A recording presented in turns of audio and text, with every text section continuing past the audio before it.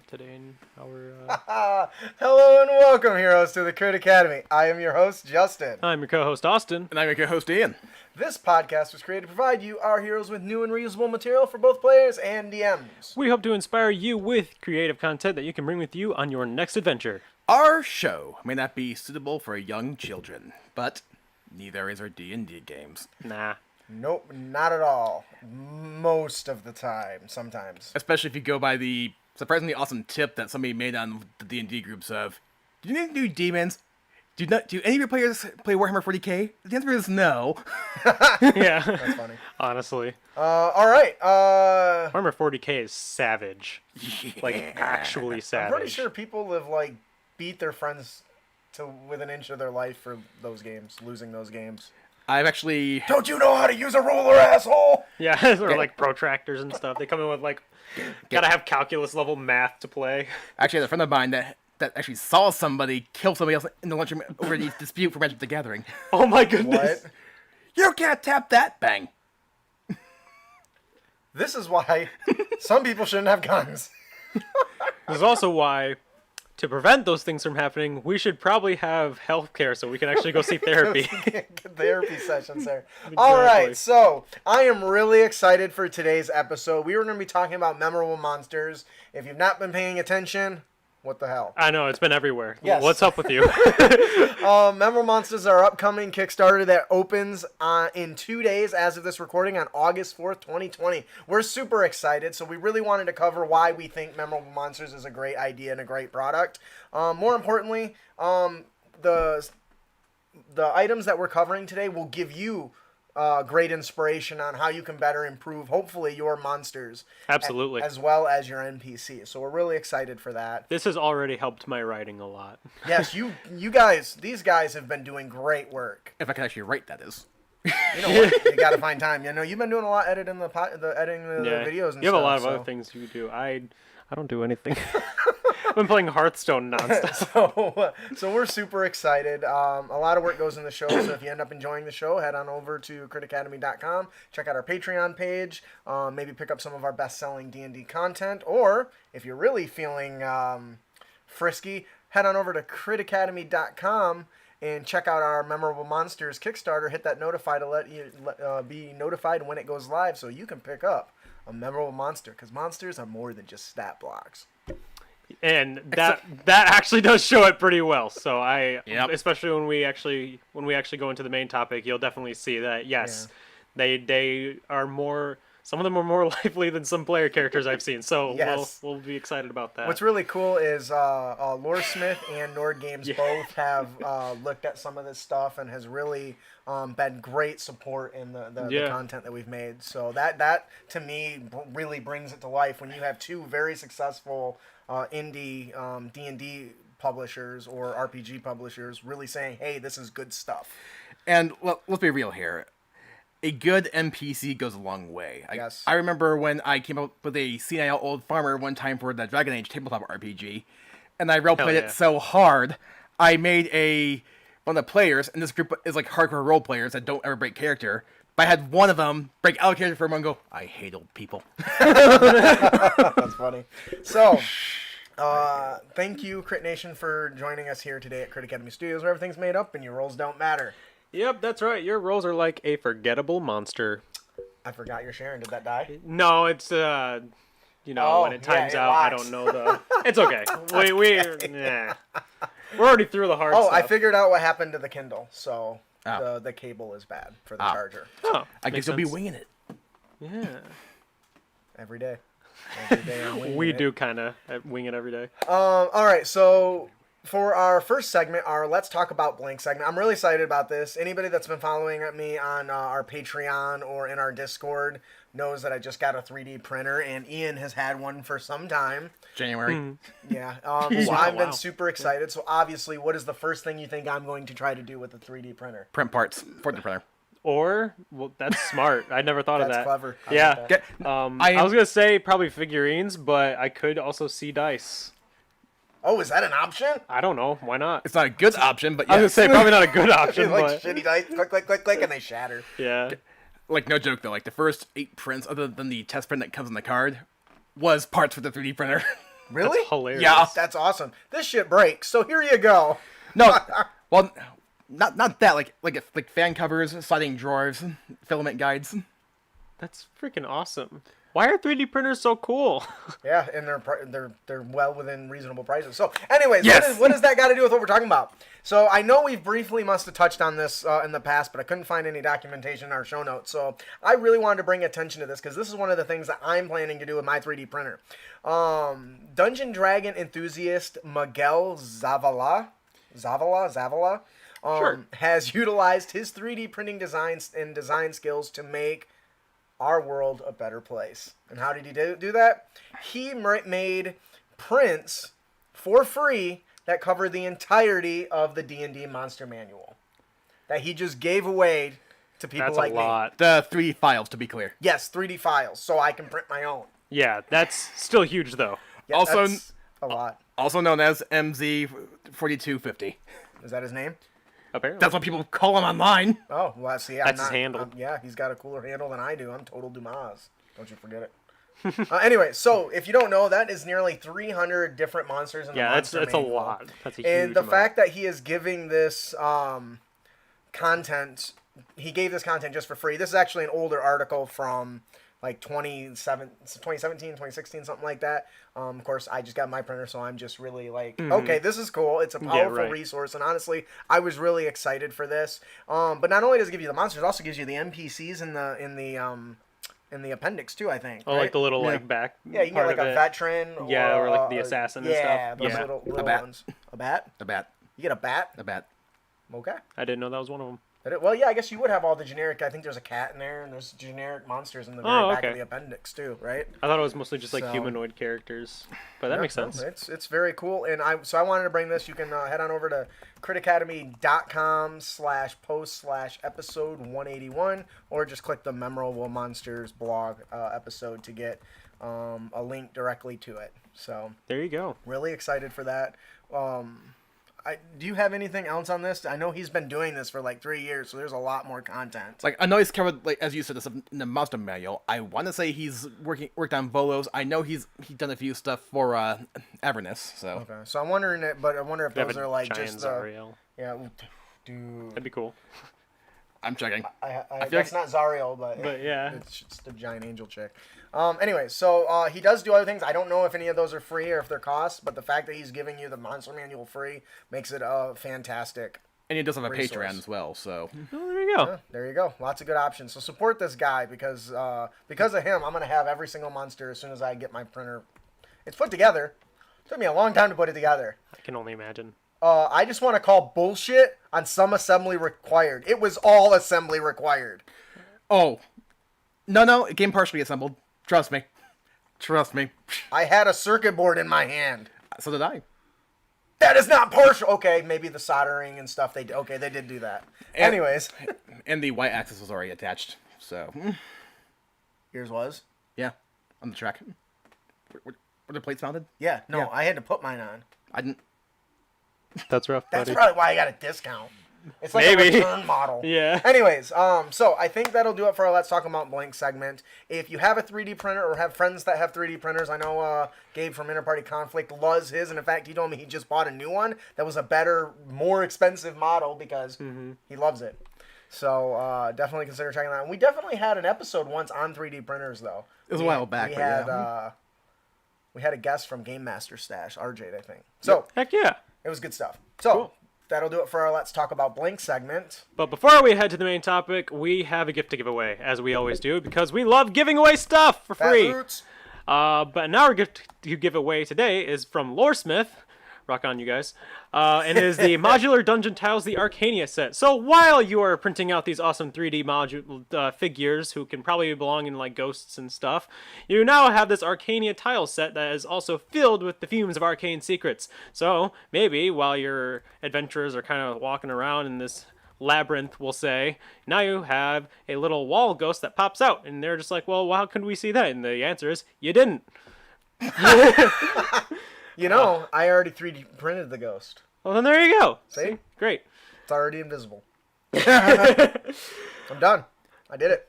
What? Easy as print. Yeah, this is Yep, it. You sorry, did it. only. What? Yep, sorry. Oh, Zariel. It looks awesome. How big is that?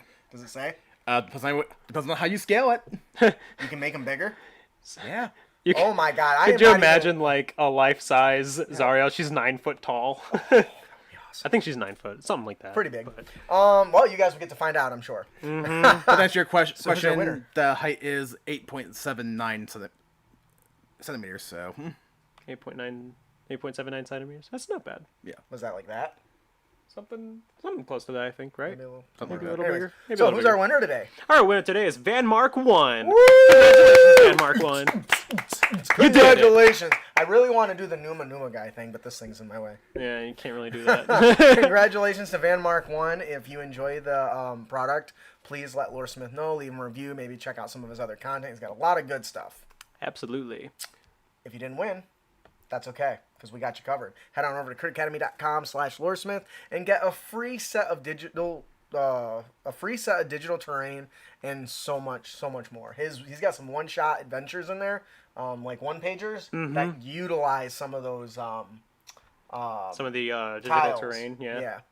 So, and if you really cool stuff. If you don't play on digital, that's okay. You can actually, I think, saw somebody, one of his fans had actually printed them off onto like a cardstock and then glued them to cardboard. That's what I would always do. Yeah. Because So especially when you have a 3D printer, you know, you can. Why not just make a baseboard with your 3D printer? That's genius. Or cardstock, or Yeah. Because then you can lot of like options. with like a 3D printer, you can make it so that it has like little prongs and stuff that all connect together. Oh, it's been done. Yeah. See. Then there you go. So you can find that and buy that, and just it'll all be good to Yeah, go. you can do some wild stuff with 3D printers. So there you go. Yeah, I'm glad we took care of that. I'm trying Nice to and easy. open my thing here, my chat, and it's like being stupid. There It's it goes. like, haha, psych. I don't have a chat for anybody. All right. So congratulations. Now on to the main topic. The main topic, our secret sauce. Is it the secret sauce or is the meat? Did we ever decide that? The meat. I think it's more of like the meat the meat of because the podcast? the UTT is the seasoning sauce. The Yeah. seasoning. Oh, the seasoning. Well, maybe the seasoning's in the secret sauce. So we Could got be. like the bun, which is like the to talk about blank, Yeah, I guess. yeah, I got Okay. you guys. The bun's the intro and the sign out. Yeah.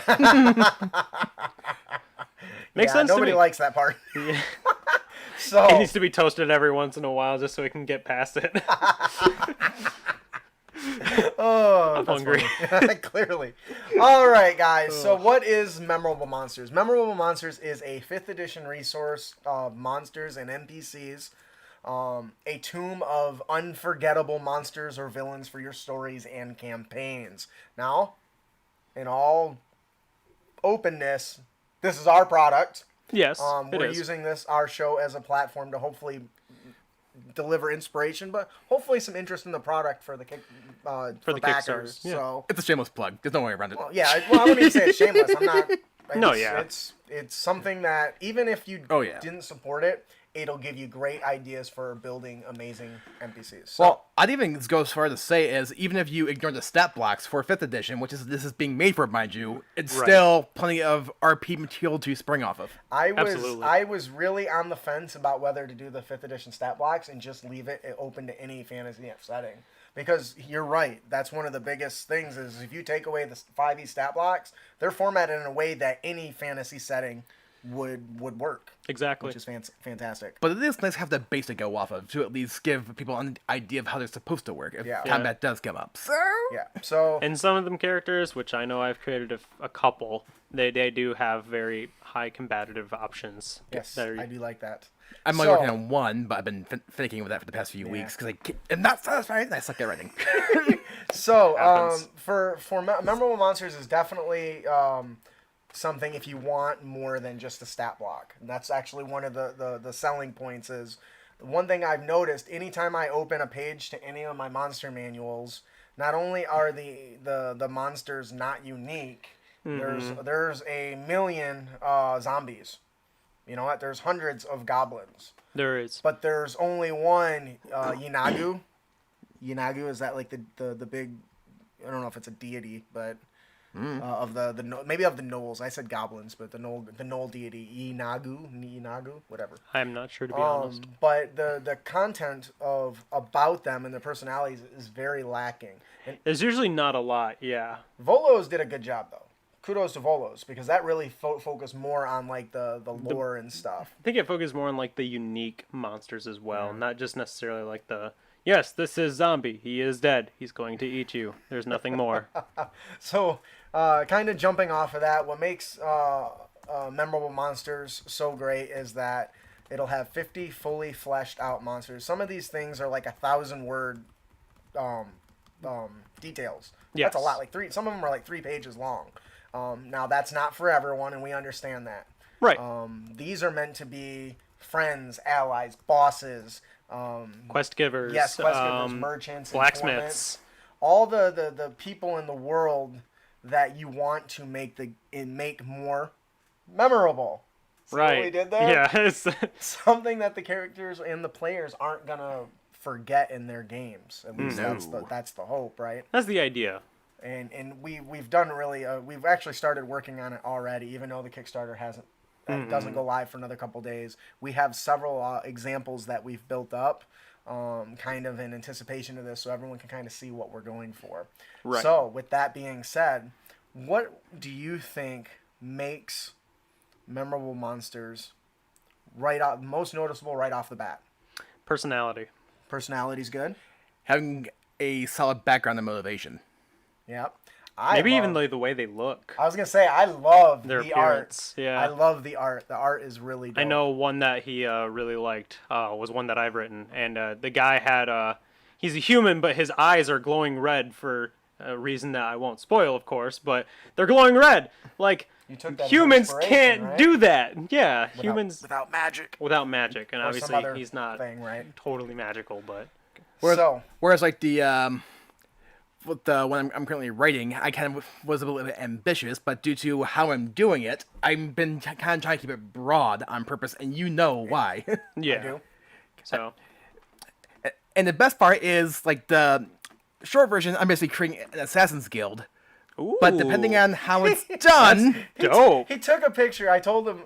so I had a picture that has many different characters in it. And they're all like female acrobats. Pick one. Yeah, I said pick one. And then he comes back. I'm going to take all of them. I'm like, wait, no, that's not how I want it. But he made it work. So anyways... So what we have to do now is we really have to tell these. We're estimating this book to be at least 150 pages, so it's going to be a lot of content. Yes. We have some stretch goals. If we reach those, we'll add layers and short adventures to go with some of the memorable monsters to really Could be some make cool it ones in easy there. just to drop right into your stories and campaigns. Absolutely. I mean, we are trying to make it memorable. So now let's get into it. Let's talk about a few examples. I chose a few examples that we had. If you head on over to facebook.com/memorablemonsters, or just type in Memorable Monsters in the search, or go to our website at criticacademy.com/post/episode 181. You can actually download these PDF files for your use right now if you want. This is actually super exciting because I haven't actually had a chance to look at both of these monsters. That's okay. So this is super cool. I don't know why. There we go. Let's close that out. Hit show. Because I've only seen what I've written. I haven't seen what anyone else has written, really. All right. So, and actually, I really like this first one we're going to talk about. His name's Tanis Kiro. Now, this is actually one that was written by Gabe Kleinert. Am I saying that right? Gabe from Inner Party Conflict. Thanks, Gabe. Can I just say he did a phenomenal job writing this out. So let's tell you guys a little bit about it, because there's two full pages here of story of this guy. So let's talk a little bit about him. Austin, have you ever seen an albino black dragon? No. Do you ever wonder what happened to the sword that slew the tyrant Bane Tenebris in the Great Orc War? I mean, I would. They say the Key of Dusk was stolen centuries ago.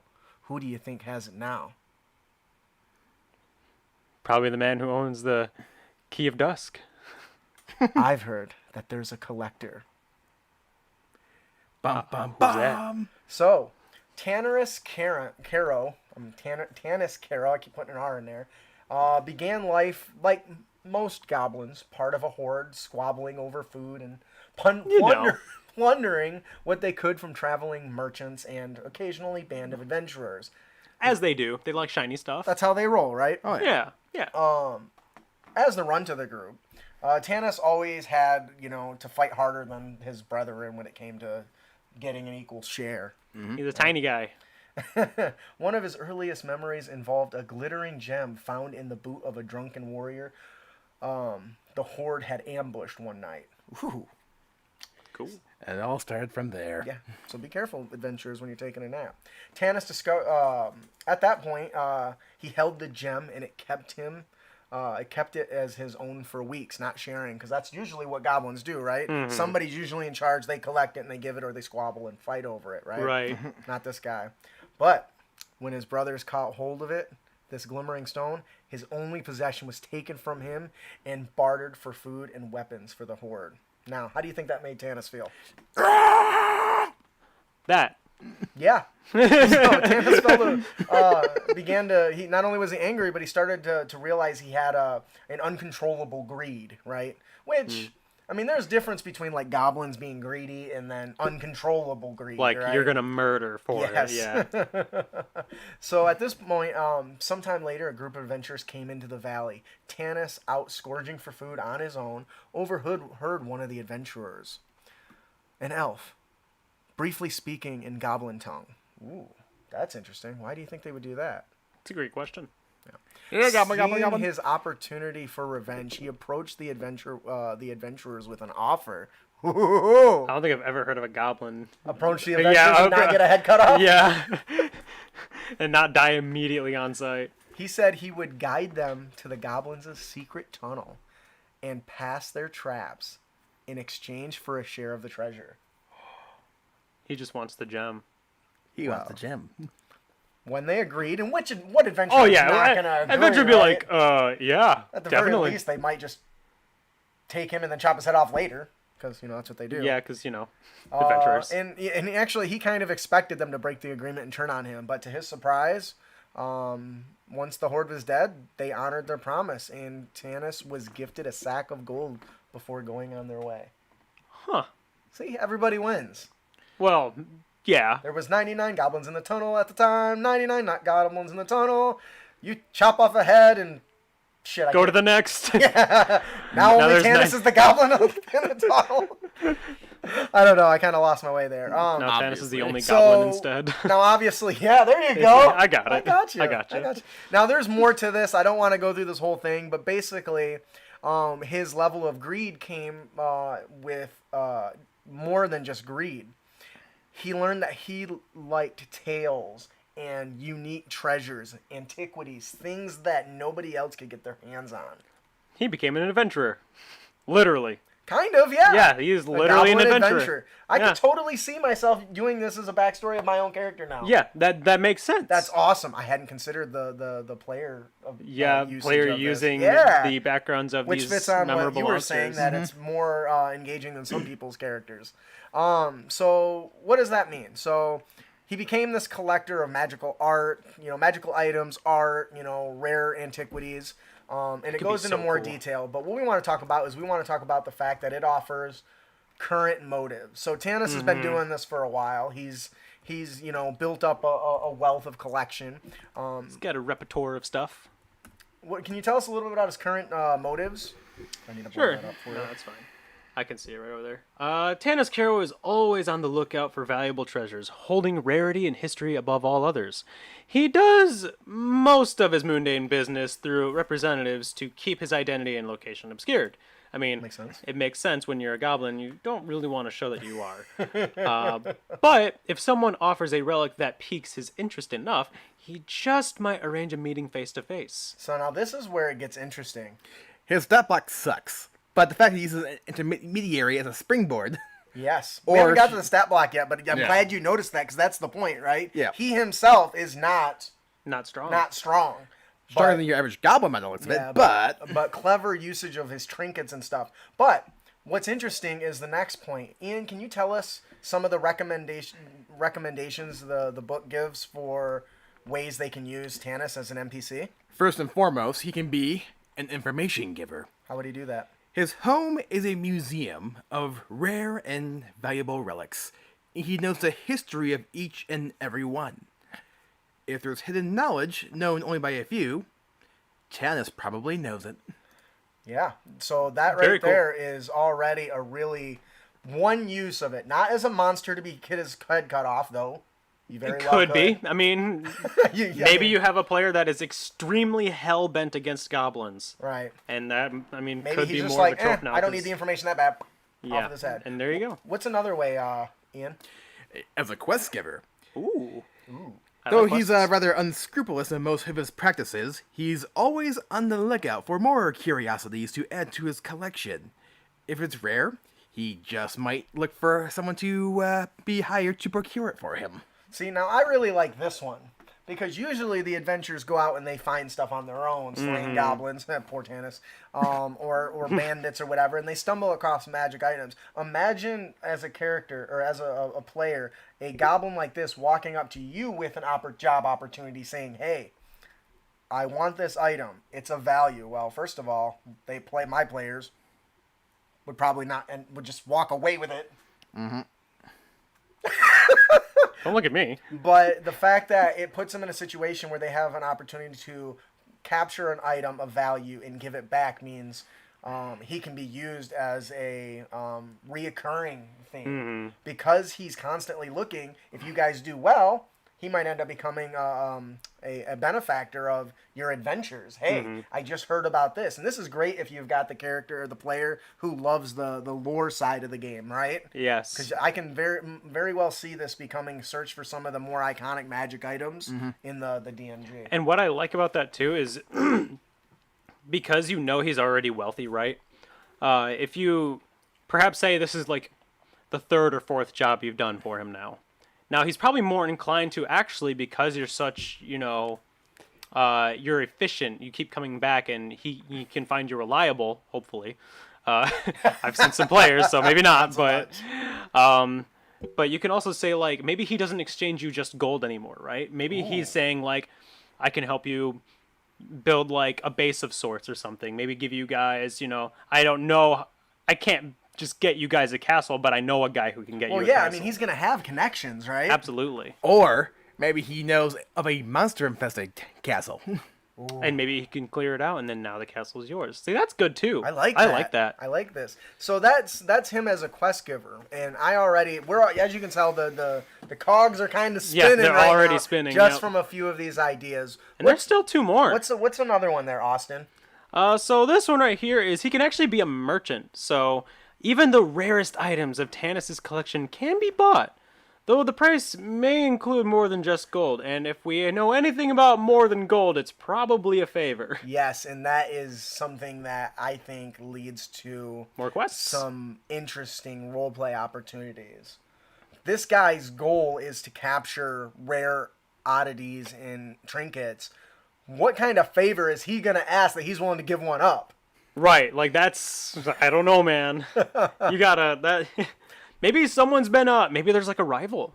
Oh, and maybe good. he's like, I need him to be put down.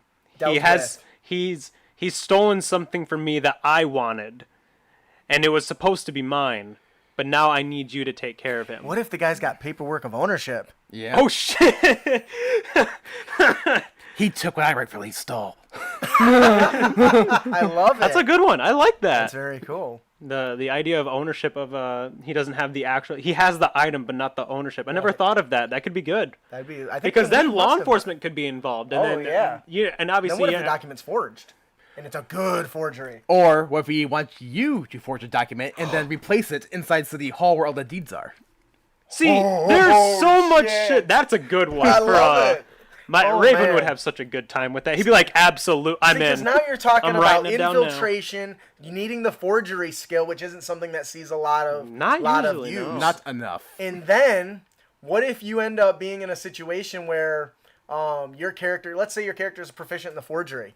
I can totally see this coming off that if it is identified as a forgery, that the magisters or the Inquisition or whatever group would handle this might recognize that character's signature or his work, like in all these FBI movies. Before kind of thing. He's done it a bunch, right? And so now the good guys are chasing the heroes because one of them is forging documents illegally.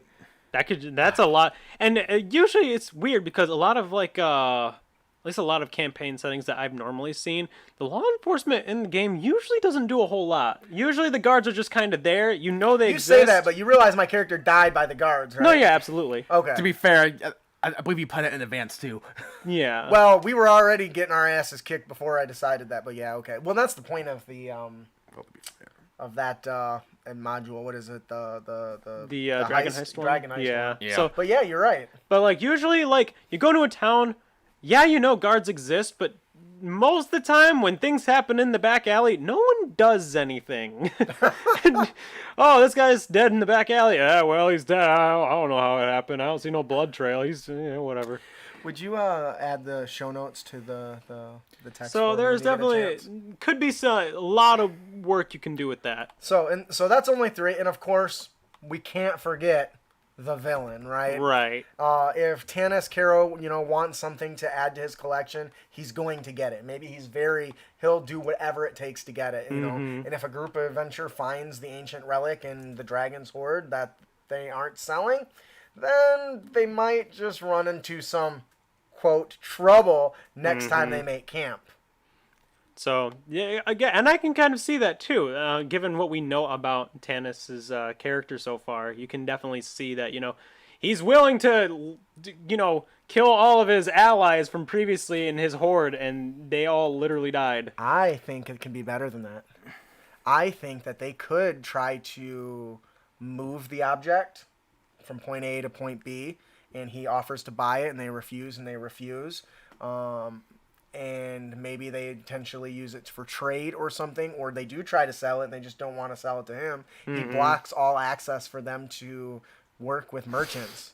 Maybe That's a good one. He uses his connections to say, you see these people right here? The Azure Crows? You don't buy nothing of theirs. So then he's the only person left for them to deal with. Sell it. And then he undercuts them so bad that it's more of a loss than anything else. What's up? It's a good one. I just thought of he might know about, let's say, a caravan transporting a magical object that he wants, and he lets slip to a bandits, if you will, that's being transported, and he then hires the heroes to retrieve it from the bandits. Ooh. To kind of give that extra layer of plausible deniability. That he isn't involved. I like that. You know what I think would be cool, though? Hey, we found this one of the bandits. I don't know where it came from. We stole it from them. They stole it from somebody, so we're giving it to the rightful owner. I think. Who is this guy, I think. Or the guy who paid us to get it. Right. I see. There's a lot you could do with this, especially with somebody that's so involved in trade deals and stuff. He could really cause trouble outside of just attacking them, and I think that even makes it worse. And that's kind of the point of the character too. He's not meant to be confrontational. Right. It takes work just to see him. Yeah. So He's kind of like the guy behind the guy. Mm-hmm. Behind the guy. He's the dude behind the other dude. yeah. So we talked about his current motives, right? Which is basically holding rarity and history above, others and his mundane businesses. Yeah. We also include long-term motives, right? So this is actually some pretty cool stuff too. You want I can say this one, sure. So his long-term motive for Tanis Kiro is, though he has long outlived all of his blood relatives, Tanis knows better than anyone that life is fleeting and time is the ultimate enemy. That's a good one. I like that. He has confided this in nobody, but his eventual goal is to find a way to escape death, and no method of extending his life, from becoming a lich, to transferring his soul into another person's body, to creating a magical vessel to hold his consciousness, is beyond his moral horizon. That is cool. That is very cool.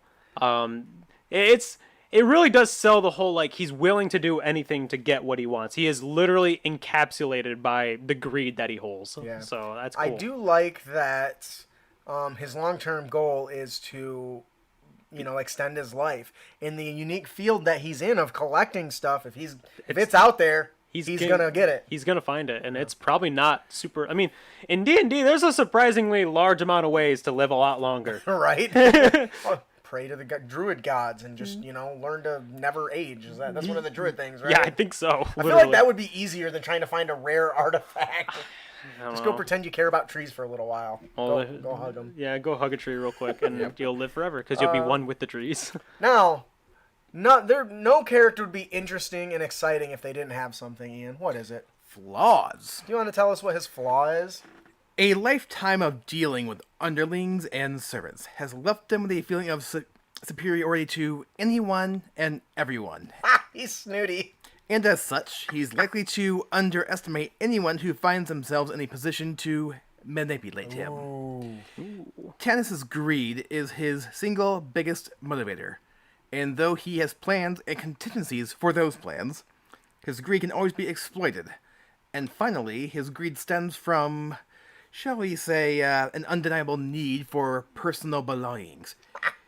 If someone were to somehow destroy or take away all of his curiosities and relics, he would have nothing left to live for.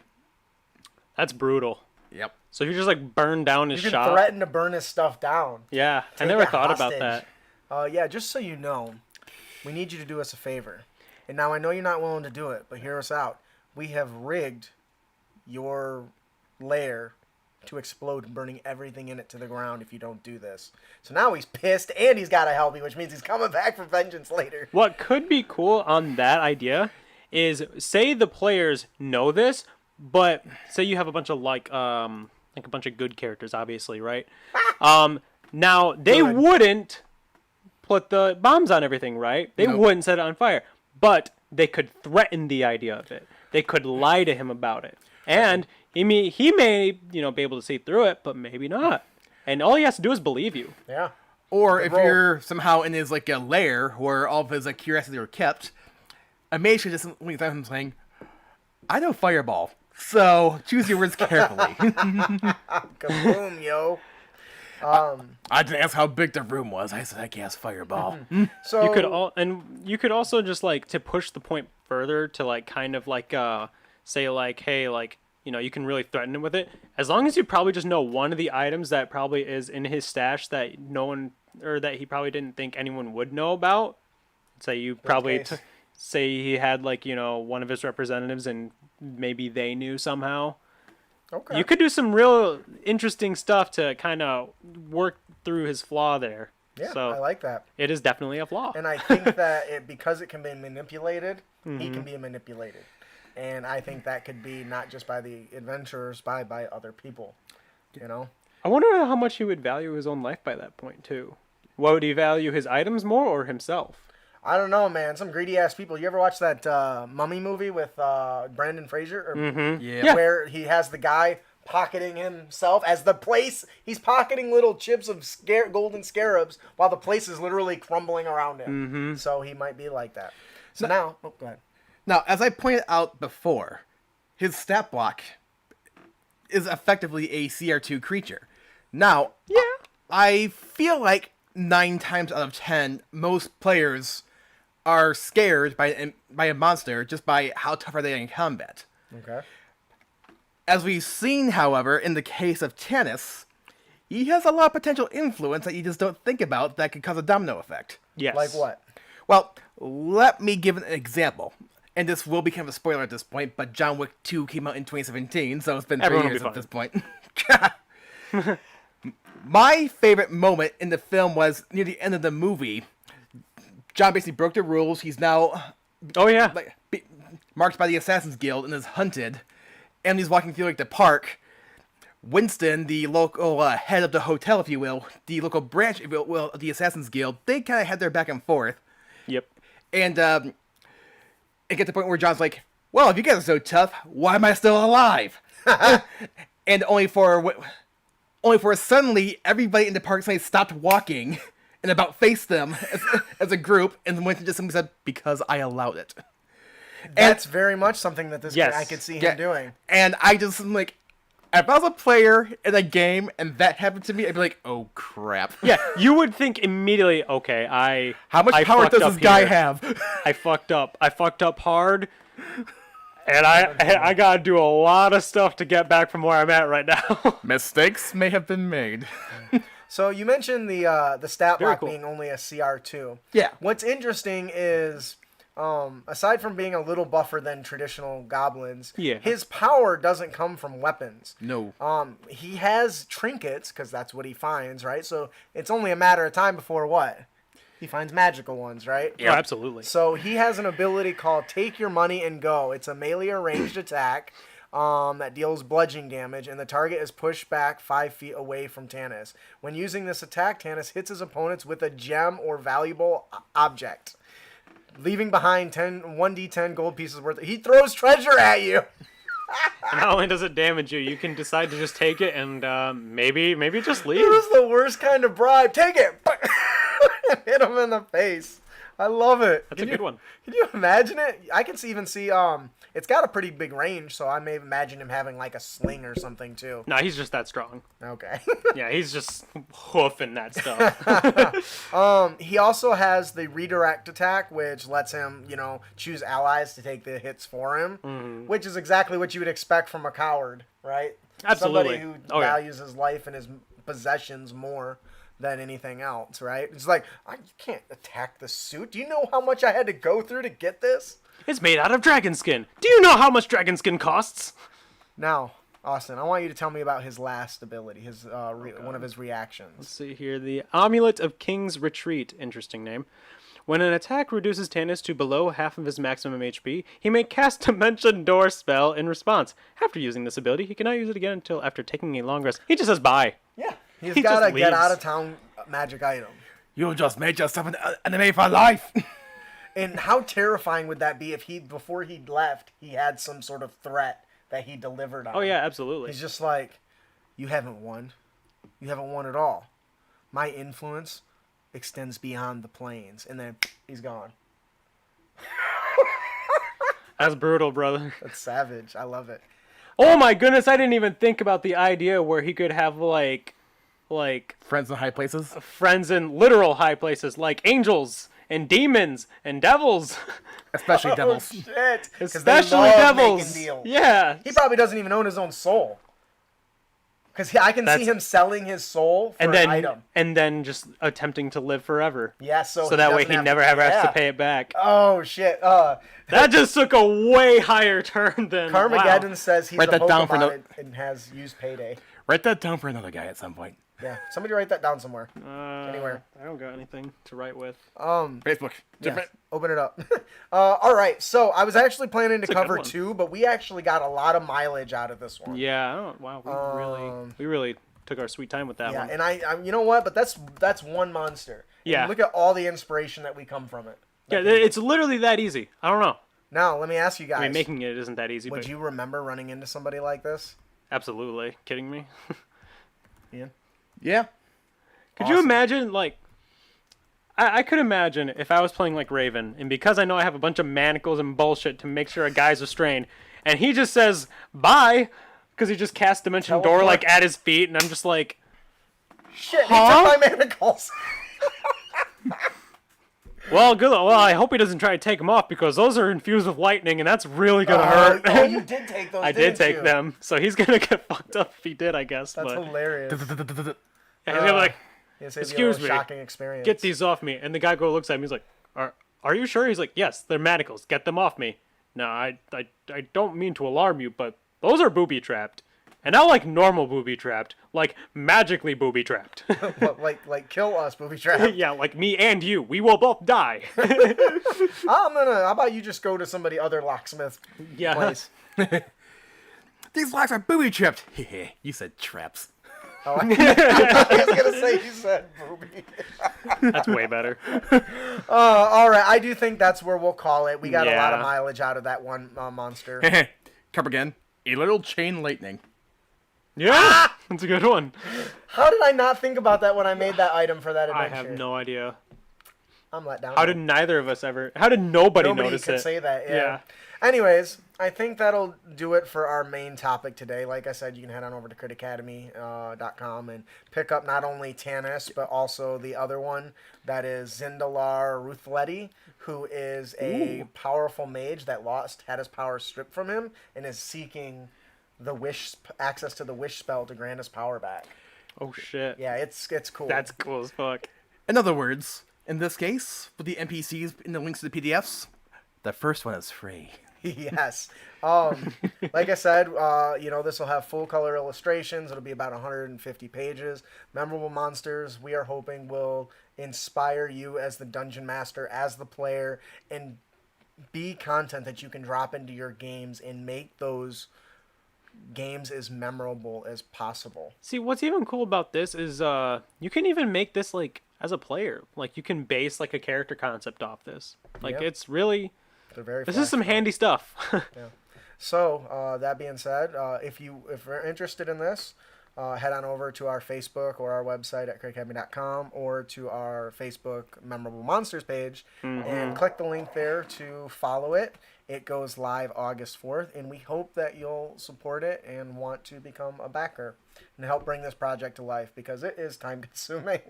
There's a lot of details to make sure we get this right. So, do you guys have any comments on it so far? Nope, that's about it.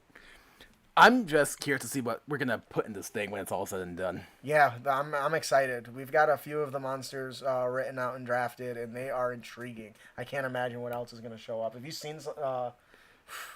you hadn't seen some of the writing. Some of the other stuff is really good. You guys that the writers that I've got doing this are helping me with this are just phenomenal. So I think that'll do it for our main topic, memorable monsters. Please back it on August 4th. If it's successful and we make a full product, hopefully, if you're listening to this into the future, you can go pick it up. Yeah. That's what I'm hoping. We'll see. Yeah. All right. Before we move on to our honor tips and tricks, we have another gift to give away, don't we, Ian? We do. And, once again, we are giving away, from Jeff Stephen Games, Scourge of the Nightingale, Part 1, A Song of Love. A masked menace terrifies the region, raiding villages to fund her devious plan. Unknowingly, the adventurers stumble into her most recent evil scheme, the kidnapping of a famous performer known as Devon Artis. Their mission is to deliver a ransom and collect Devon, though, as in most cases, not all goes as planned. First of all, love that adventure. Second of all, Carpageddon says you could take the criminal background and Tanis could be your criminal contact. Could you imagine the amount of power and influence you'd have over everything? That would be so awesome. Just from your background. So who's our winner today, Ian? Our winner today is McCormick Luke. Woo! Congratulations! You did it! Congratulations, McCormick.Luke. You are this week's winner. If you enjoy the product, please leave Jeff Stevens a review. Tell him how much you enjoy the product. Absolutely. Buy the rest of them. If you didn't win, they don't have to fear, do they? No, never. Because you can head on over to criticacademy.com/Jeff Stevens and get Villains and Layers 3 and Encounters on the Savage Seas 3 for free. For free. I just click the links and add them to your cart. We're like the paladins with the aura of courage. You'd never have to be afraid. That was really good. I like that. Yeah. That I only remember that because I'm a paladin. Somebody make that a t-shirt. Now, moving on to our favorite segment, the Unearthed Tips and Tricks segment. The secret sauce of the episode, you could say. Absolutely. Austin. Sure. Would you like to tell us about our character concept? Let's see if it's all on one page there. Yeah, not quite, but it's close enough. All right, our character concept is from our patron, Monty. Thank you. The power behind the throne. Seeking the ability to understand the secrets of the arcane, you make a pact with an archfey. Unfortunately, it came with a steep price. Your firstborn child... Oh, okay, wow, hold on. Your firstborn child, the memories of your true love, etc. Oh, wow, you lose them? Yeah. Oh, shit. Throughout your travels in time learning your powers, you have... This is getting really hard to see, I'm sorry. Throughout your travels in time learning your powers, you also have to learn the rules of the Fae and the complexity of court politics should you ever function as your patron's emissary. Oh, shit. During your time together, you grow close. Your patron develops a curious fondness for you, and you are wooed by their eccentric nature. As the romance buds, wow, okay. This is getting weird. Yeah, it's getting real tight. As the romance buds, your pact requirement is fulfilled. Should the romance experience turbulence, though, chaos just might ensue. Damn. Okay. There's a lot to unpack here. Yeah, there's there's a quite a bit. First of all, let's talk about the fact that you lose something. Yeah. Losing the memories is a big deal. Do you know why? Memories define characters. Oh yeah. And it's hard to get those fucking things back. Like really hard. In the Stormlight archives, there's a character who, I'm not gonna say no names because I don't want to spoil it because the shit's amazing. Mm-hmm. Who, an event that happened wrecked him so badly, he basically sought out a deity to remove those memories. And what's interesting is how bad it changed his character when he gets it back. Oh yeah. It was such a traumatic experience that when they come flooding back, nearly destroys him. Oh jeez. And characters and people were made from our experiences. No, yeah, absolutely. So losing something could be a big deal. What's crazy is losing the memories of like a loved one and then having this romantic relationship with this archfey is a really scary road that yeah, they're not like related, are they? Because that would be weird. Especially since Fae are known to be pretty tricksy and various lore here and there too, or simply have not the same understanding or concepts that regular mortals have. Oh God, this is getting gross. Yeah, okay, it's all sorts of way out there. Yeah, don't make sure your table's okay with that sort of weird ass shit. I like how you filled in the blanket. I didn't even say anything. No, we get it. No, I don't think you do. Are we not talking about the same thing? No. Oh, well, okay then. Then I didn't get it because never mind. Anyways, I think this is really cool, but I think this would be cooler to describe your current character. So let's say I'm a high elf and I'm an eldritch knight. Right? Okay. Maybe I lost my memories that made me a full-blown caster, and I used to be a blade singer. Okay. So I used to be a different style of combatant, but because the character lost those memories, their style in combat completely changed. So now anybody they meet or run into may remember them as a blade singer, want to know why the hell they can't fly, or why they can't, do the blade song, or why they don't have access to basic evocation spells because all they can do is like defensive shit, right? Yeah. I think. Yeah, and now he has this like sword that's like hyper bound to him, and it's just like it's in his hand. See, that to me could be a great way to tying it in mechanically is definitely like the part that you could really run with this for sure. Because like you can. Because the cool thing is you were at one point someone else, possibly, right? Yep. And then now you are effectively someone else because you've lost these memories that defined a moment for you. Yeah. I'm about to lose some serious nerd cred because Carmageddon says this could be like the second never-ending story. All I know about that is the guy loses his memory. I don't know anything about it. I only saw the first movie. Yeah, so sorry, we're not cool enough. Yeah, I do want to see that though, because that's definitely feel like something. Because I loved the stupid puppet thing, the Dark Crystal, some good shit. So I bet it's a lot like that. Anyways, I think this is a cool concept.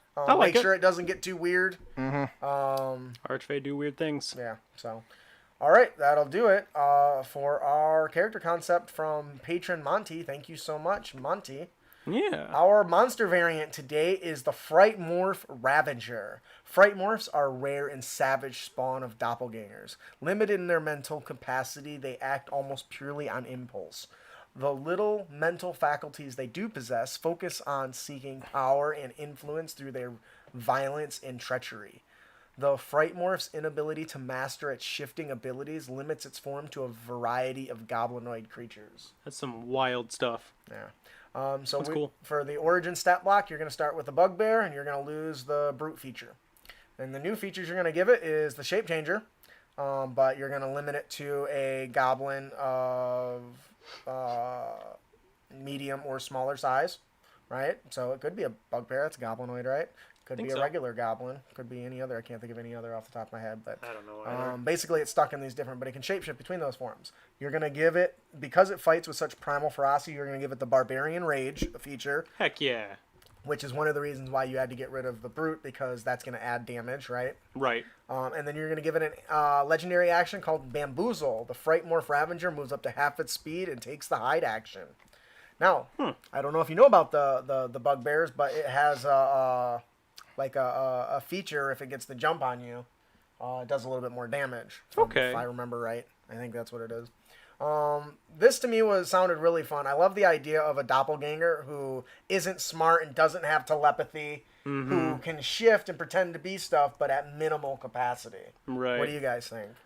I was expecting like a frightening feature or like a frightening presence or something. Ooh, that's a good idea. Because I was like, when I think Fright Morph, because I don't know what these look like, obviously, considering I have no idea. Well, they said doppelganger. You know, a doppelganger looks like a shadowy person. Yeah, so I was thinking like maybe it's supposed to like inspire fear into like something, but I mean, otherwise I like it. I like it a lot. Add frightful presence to that. Because that's a good idea.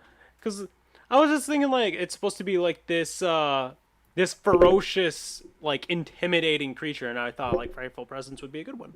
Yeah. I agree, and I have now added that. Yeah. Because I don't think that would affect its balance at all. Nah, probably not. What do you think, Ian? Frightful presence only one turn or something like that. Unless you say it, man. Oh, a little shapeshifting can go a long way. Especially when somebody knows what they're doing. Unfortunately, this is a creature that may not be that type of creature, but still interesting nonetheless. I can see Tanis hiring you guys because this bastard is imitating him. This ruffian is imitating him. I never thought of that. That'd be hilarious. That's a good one. All right, that'll do like it for our monster variant, the Fright Morph Ravager. Pretty cool. Ian, would you like to tell us about our encounter of the podcast? Our encounter of today's podcast is a glowing recommendation. Ooh. As a reward for the party's efforts in her town, the vibrant Ellie Jo Bell Sparkle Gem, lawful good, female, no, writes the characters a letter of recommendation. See the Marks of Prestige section in Chapter 7 of the DMG. Yeah, wasn't gonna write all that shit. No, yeah, absolutely. And suggests they present it to any forgotten folk, alchemists, or merchants should they find themselves in a town or hovel with one. Do you know what a forgotten folk is? No. You're gonna tell us anyway. I am. It's the nickname for the gnomes. Didn't know that. I didn't know that either. Okay, well, cool. So the more you know. So what happens, Ian, when they present this letter of recommendation? You now have friends in low places. Because they're short. No, I got it. It was just terrible. I like that.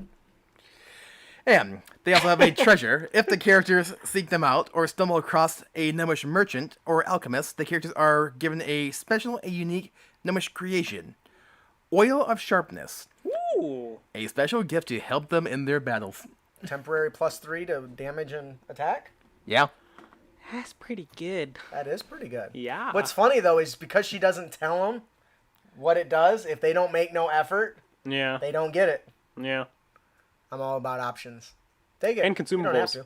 Yeah. Yeah. And consumables. Oh, yes. Which is where I like rings. Like rings a lot.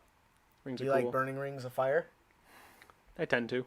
You go down, down, down to ring of fire. Wow. To the ring of fire. That was really good. That was really good. I like that. So what do you guys think about this? I like it. I like the idea that we're using a not often seen race, honestly. I don't feel like a lot of gnomes are presented enough in the Forgotten Realms. That is true. That's why I picked it. Yeah, Actually. that's why it's good. That's why I like it. And I also like the Marks of Prestige add-on. Mm-hmm. Again, another thing I feel like we don't see enough. I like anything that can give forms of like, I don't know, just things that you can like hand off to like players and like be like, hey, this is something like unique that isn't just a weapon or a potion or a armor or something. Like this is something that can help you for later, like something for like a letter of passage or something like that. Something Titles. Yeah, exactly. Something that can add like even more roleplay and it can still give something mechanically. Yeah, I agree, 100%. I could probably do better. Yeah. We'll see. Yeah. All right. Still good. I do like you have it. any comments on this? Nothing that I have not already said. All right. I think Fair that'll do it for our encounter of the podcast. A glowing recommendation. Woohoo! Austin, would you like to tell us about the magic item that is really big here? Do I need to blow this up for you again? Nah, just turn it. The hard part is just trying to see like the words over there because it kind of distorts the further it goes over, but it's fine. I gotcha. There, that looks great. All right, so we have the magic item from our patron Jom. Jom. Oh, really, Jom? Yeah. Jom Minus 10 Gemstone. cool points for not knowing Jom. Sorry. Look, I knew the last name, but I didn't know the first name. I'm sorry. Please don't hate me. He hates you. We love you, Jom. Looks like the magic item is the Noxera, the Tide Curler. You're an anime fan, and that's the best you got? I don't. What do you want from me? I'm bad with names. Me too. I figured I'd heckle on you and pretend a superior point, but I'm not. That's why I wanted him to take it. Yeah. So it's a weapon, any sword. The Tide Curler. That's cool. It is cool. It's again, any sword. Can be a long sword, short sword, great sword. It's very rare, and it's a crystallized bronze with tarnish showing waves crashing along opposite the edge. Let me try that again. What? Crystallized bronze with tarnish showing waves crashing along opposite the edge. That is a wild sentence. Don't look at me. I didn't write it. I know, it's okay. Barnacles ornate the hilt while seaweed is wrapped on the handle. I like that detail. I like that a lot. You have resistance to fire damage while you hold this weapon. Yay! Fire damage. Not good for everybody. The weapon has 8 charges. While holding it, you can use an action to expend 1 or more of its charges to cast one of the following spells from it. It's a save DC of 15. You can cast Shape Water, Wall of Water, which is 5 charges, and Watery Sphere, which is 8 charges.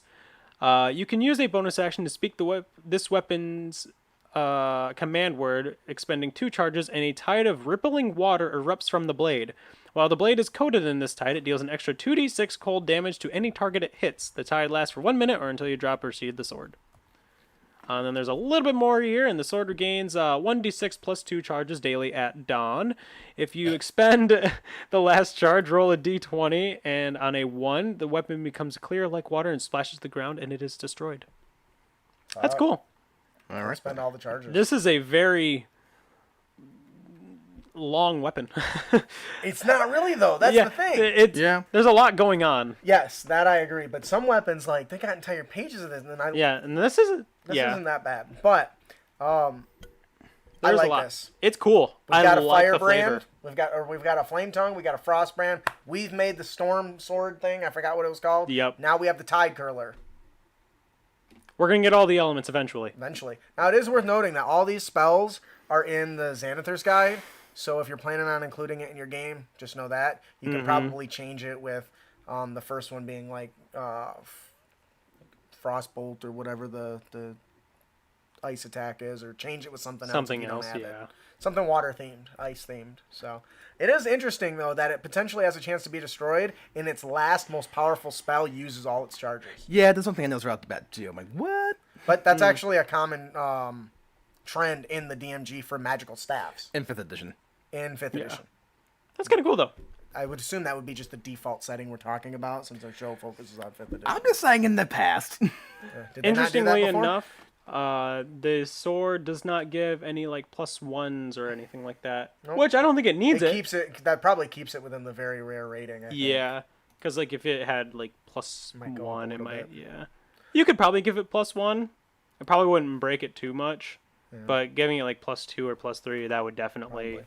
I love the change it. flavor. The flavor Flavor's is good. really nice. I can easily envision this blade in my mind as a cutlass. Or now it's worth noting that when he sent me this, aside from the flavor text, it was not close to the right format, so I did have to go reword it and stuff to try to make it fit, because I like to just keep it No, yeah, for 5e sure. written. But I love this item. I thank you so much, John, for submitting it. Do you have any comments on this?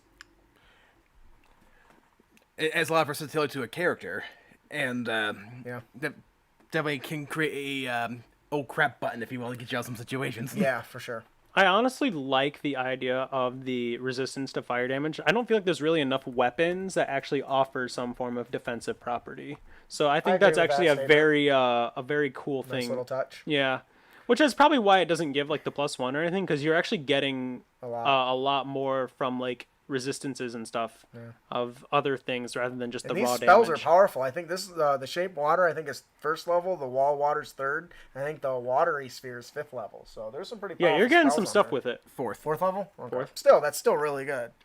Especially it requires no spellcasting skill. Yep. So you a fighter just can use use it. this. Yeah. So, really great weapon. Thank you, John. I want to imagine that like for like the fireball that's come at them, they kind of just like hold the sword above their head and it's just like raining on them nonstop. Oh, that's cool. So like if the fire can't reach them because they're just constantly soaking wet. That's funny. There was a I feel like there was a. Did you guys ever watch that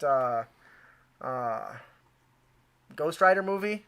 One of the villains is like a water elemental. So he's just always soaking wet and it's running down and dripping down. That's kind of what I envision when you're holding this thing. You're just like soaking wet all the time. Walking, leaving little puddles everywhere. Alternatively, I guess if you didn't want to just be constantly drenched in water, you could just say like you smash the sword into the ground and like a watery like wall comes up or something. And you could be or you could just cast wall of water. Or you can just cast wall of water. You know.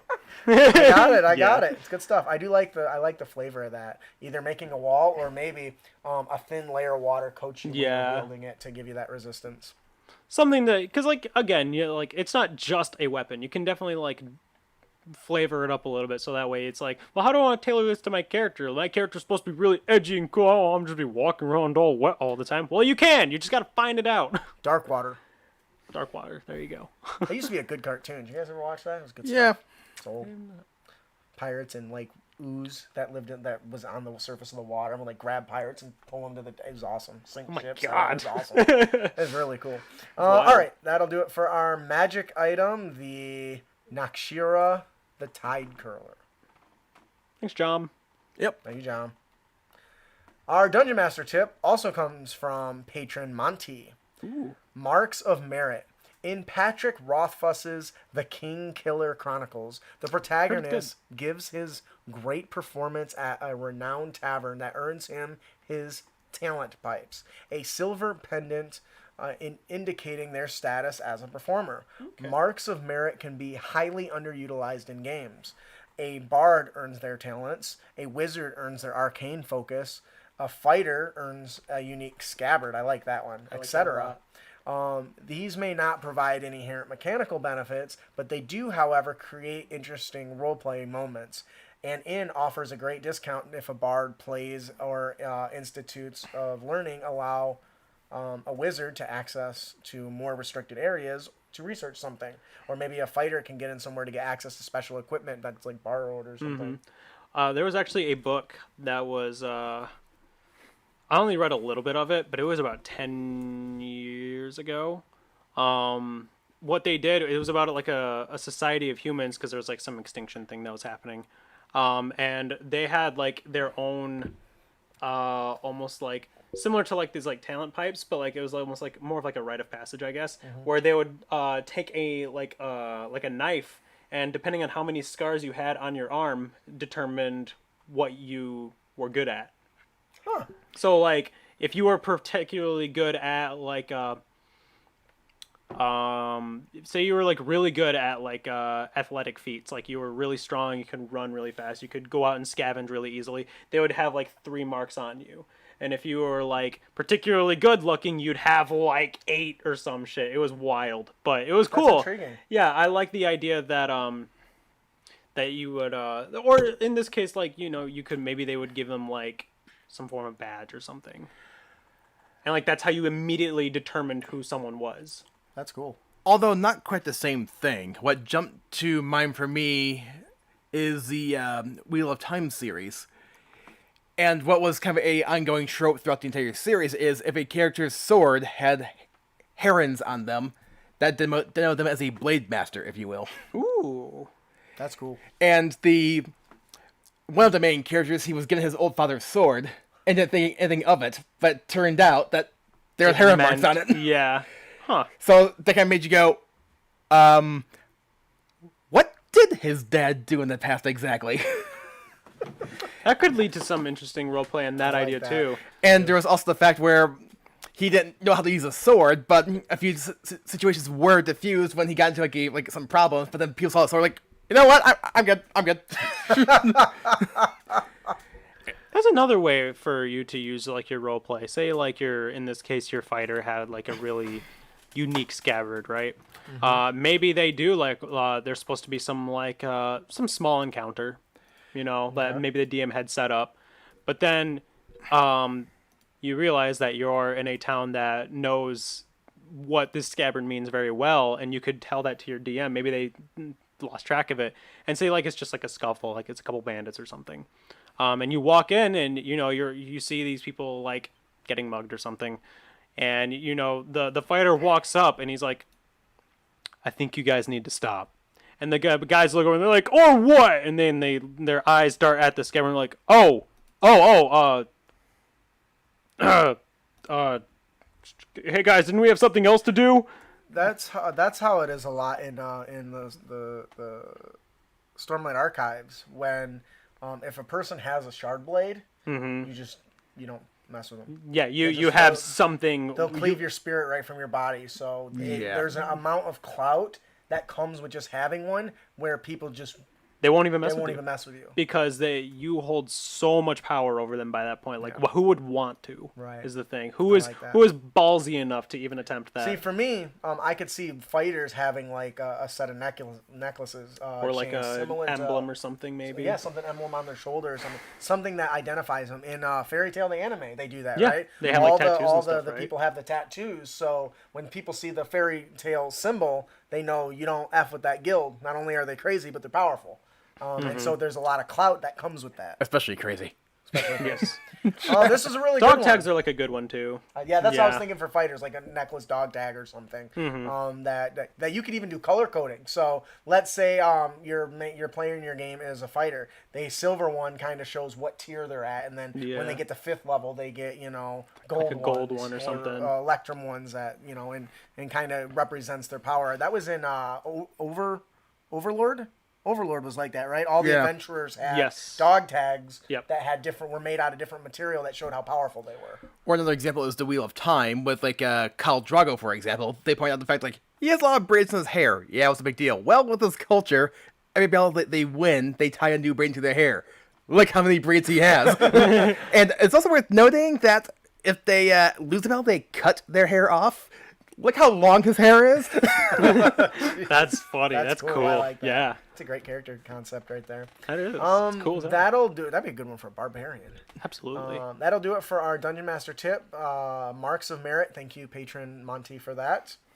And our player tip of the podcast is... Don't be a dick! Reimagining your character. It happens. You've played your character for a while, and suddenly a new book shows up, offering many new possibilities. Options you might have picked up had you known about them earlier. Mm-hmm. Don't despair. You have a few options. Did you know that? You have a few options? Yeah. Many classes have rules for changing out some stuff when you level up. Meta magic, invocations I can think of. I think prepared spells for paladins as well. Yep. So there's if retraining won't do the now sometimes that doesn't work and not everyone has that. Sure. So if retraining won't do the trick fast enough, or if it's not possible at all, talk to your DM and your fellow players about reworking your character with some new options. In most cases, this should be fine. I don't think that very rarely is it a big deal. Now, what you can do if your DM really decides it's not a good idea, run your character off a cliff. Got to make a new one. Yeah, that's literally the next line. Nice job. Is it really? Yeah. Oh, okay. It says, if doing it ultimately proves difficult, a dramatic exit for an older character makes way for a new one. I guess that works. I mean, like, if a new archetype comes out and you really want that archetype. Yep. Sometimes that is what it takes, though. Maybe you can say, I mean, obviously you don't have to go out by going off a cliff, but maybe they're like, maybe your character is, like, I'm thinking of Zorax right now.